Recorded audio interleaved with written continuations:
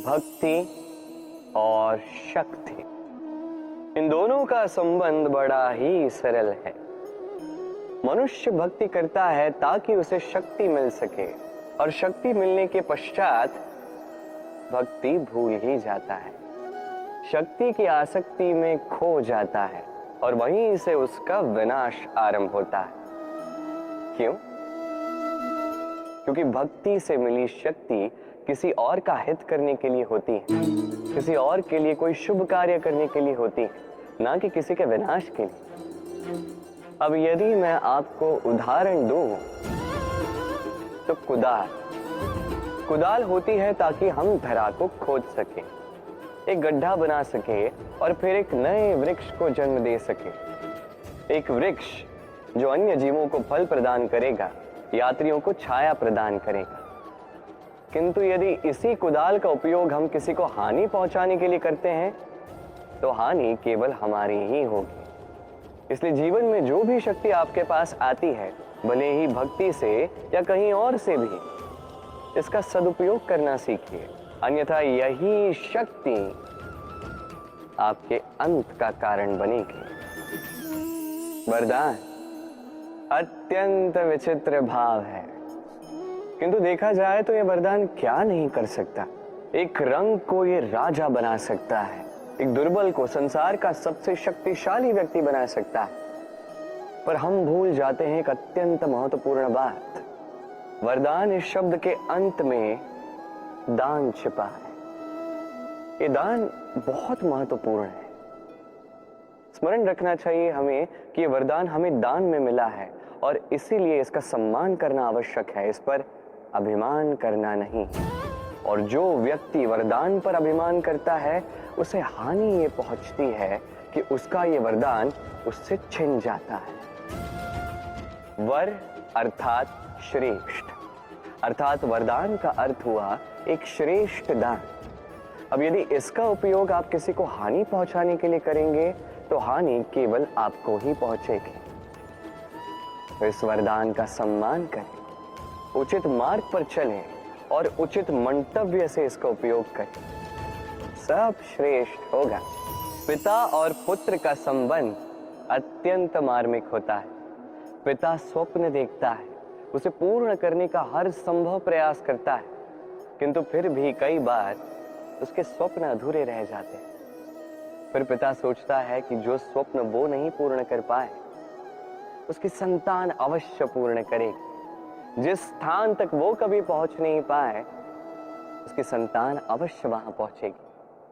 पिता अपनी संतान के भविष्य में वो स्वप्न देखने लगता है, और ऐसे में जब ये संतान आगे बढ़ती है उसे दुख नहीं होता, अपितु गर्व होता है।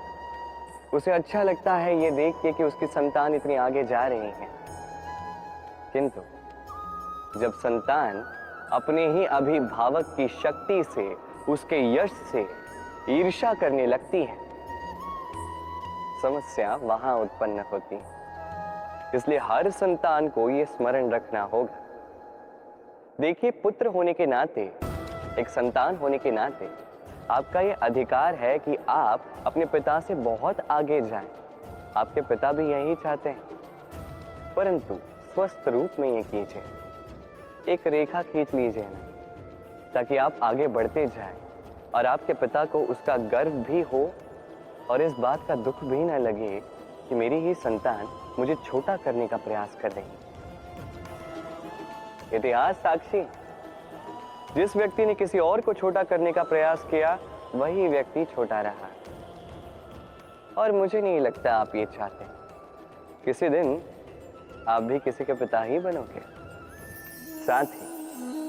साथी इस शब्द के कितने पर्यायवाची हैं, मित्र, सखा, मीत, किंतु अर्थ एक ही है। वो जो आपका साथ देता है और वो जिसका आप साथ देते हैं।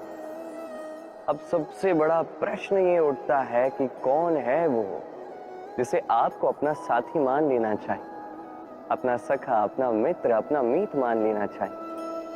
आपका साथी वो जो दुख में आपके साथ खड़ा रहता है, आपका हाथ थामता है।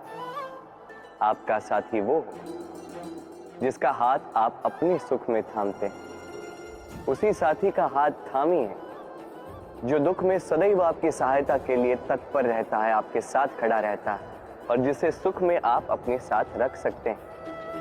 और जब आपके पास आपके ये साथी होंगे, तब आप ये समझेंगे कि जब दुख आता है जीवन में, तो ये दुख घट जाता है, सब में बट जाता है, और यदि यही सुख आए तो ये सब की उपस्थिति में बढ़ जाता है। यही है प्रेम, यही है प्रीत, यही है साथ, जैसा मेरा और मेरी राधिका है। जीवन में ऐसे कुछ कार्य होते हैं जो आपको अकेले करने पड़ते हैं, और ऐसे कुछ कार्य करने पड़ते हैं जो आपको साथ मिलकर ही करने होते हैं, एकजुट होकर, संयुक्त होकर। अब संयुक्त से मेरा तात्पर्य क्या है? मैं उन लोगों की बात नहीं कर रहा जो वास्तविक रूप में एक दूसरे के साथ आकर कार्य करते हैं। मैं उन लोगों की बात कर रहा हूं जो एक दूसरे से दूर रहकर भी एक दूसरे पर विश्वास करते हैं। मैंने पहले भी कहा था, समस्त विश्व की आस विश्वास में ही वास करती है। क्यों? तो जहां समस्त विश्व है, जहां समस्त संसार है, वही विश्वास है। तो अपने आसपास ऐसे दल को संगठित कीजिए जिन्हें आप पर विश्वास है और जिन पर आप विश्वास करते हैं। हम जिस व्यक्ति को चाहते हैं, जिसे प्रेम करते हैं, उसे एक भेंट अवश्य देना चाहते हैं। एक ऐसी भेंट जो उन्हें बहुत अच्छी लगे, जो श्रेष्ठ हो, अति प्रिय हो, बहुमूल्य हो, या कहो मूल्यवान हो। इसलिए हम क्या करते हैं? हम हाट जाते हैं, उनके लिए स्वर्ण, आभूषण, रत्न, हीरे, मोती ले आते हैं। परंतु क्या यही सर्वश्रेष्ठ भेंट है?